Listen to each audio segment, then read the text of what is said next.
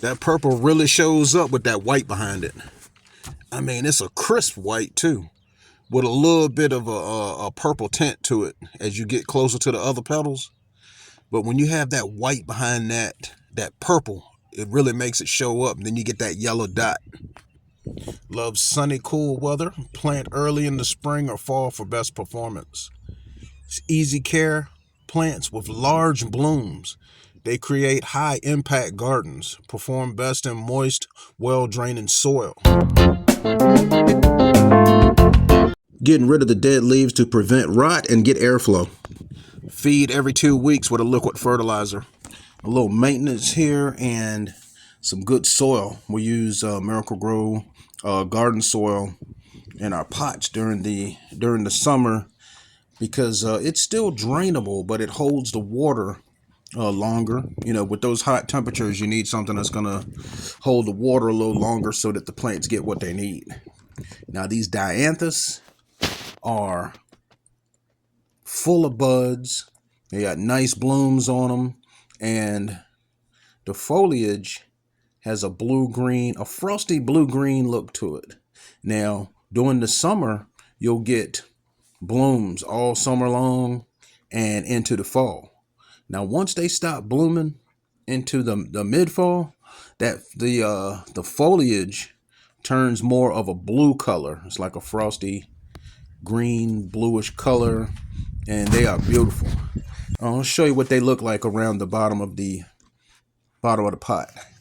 Now here at this size, when we first put them in, this was early in the summer, and they were loaded with buds. We had to keep them watered. Now when you put these in, now if you happen to plant on a super hot day, you could put some water down in the holes, and you could go ahead and plant. We dig the holes twice the size and put in some Miracle-Gro garden soil or anything that's drainable. Now these petunias are fascinating. Look at the veins on here. Got the dark purple veins on that lilac petal, and they pair nice with the solid purple or either white petunias. Actually, I think they're a standalone plant.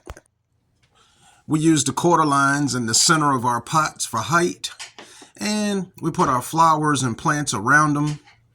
Like these petunias here, we put those around the quarter line, and they fill the pot up and trail down the side as well. Then we have our solar light to shine on the pot at night, and it looks really good in the dark. Now this is an example of one of our pots with the quarter line. The geraniums. We love to use geraniums because they are really good with heat. They're drought tolerant, and they are really a tough plant. The mosquitoes cannot stand them. We have the red quarter lines here, and there's some flowers that haven't opened yet. Take a look at them. They look nice, and the flowers that haven't opened look just as interesting as the ones that are in full bloom. We have the pink geranium here. Look at that two-toned color. The light pink on the outside, hot pink, and then it fades into a dark pink toward the center. More geraniums around this tree. And we planted some vincas, staggered them around the circle. Look how they filled in. They looked really good going through the spring and the summer. Now this is a nice two-color arrangement that really looks good around this tree. The maintenance is easy on these geraniums. We just follow that stem back to the plant and just snap it off. Sometimes I just spin them. They come right off. That's another reason why I like the geraniums. Easy maintenance, and they're sturdy and drought tolerant. Later on in the summer, that yard had so many weeds in it, we just completely got rid of the grass and put down some grass seed going into the fall. And as the season goes on, sometimes it's hard to pull these plants up. They just look so good. And We have the sun patience over here.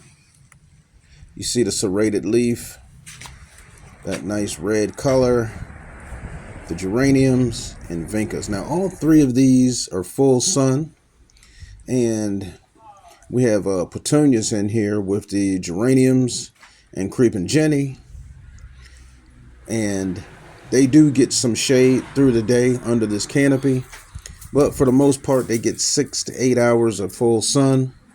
And all three of these plants are full sun, and they really make this porch look nice. The lime green hostas, yes, these are another go-to for the summer, and we like using these in our gardens that have a lot of different shades of green and the dark spots that we want to brighten up. Now, these hostas do really well in part shade, and we have some other plants to plant with them, and we put these in toward the middle of the summer, and they did really well. We have them down in this garden to brighten it up, and at the bottom of our friends' steps, these will be what they see when they come down to enjoy their garden. They have other plants in their garden, but for the most part, it's different shades of green. And we just wanted to brighten it up with some other colors. And another good thing about these hostas, they come back every year, and they're going to be beautiful. Like I was saying earlier, when they come down the steps in the back, or either they can also see these from the back porch. It's going to be one of the first things that they see, because that lime green just pops, and the texture is nice, and it makes the garden, how's it going? They stand out in the garden. Last year we went with the Boston fern. It has wide fronds on it, chartreuse, big fronds, fishbone style, and a very hardy plant, but it will last into the frost. When the frost hit this fern, it was still beautiful with the sunlight shining through it. More snow was coming down, and this is the perfect chance to take a look at our house plants and keep them looking pretty. Oh, we're going to take the little hanger thing off the basket, and going to go in, clean this plant up a little bit, and we're just going to do some maintenance on it, some pothos care, and a little bit of propagating. Got to get this hanger off of the top. This was a hanging basket, and it is a golden pothos. It looks really good, and there's a few leaves that are stressed. Gonna go up under and clean it out. Let me see, this is caught. As you can see, I have the turkey pan up under here to prevent making a mess. It works really good for us. We use it for repots, and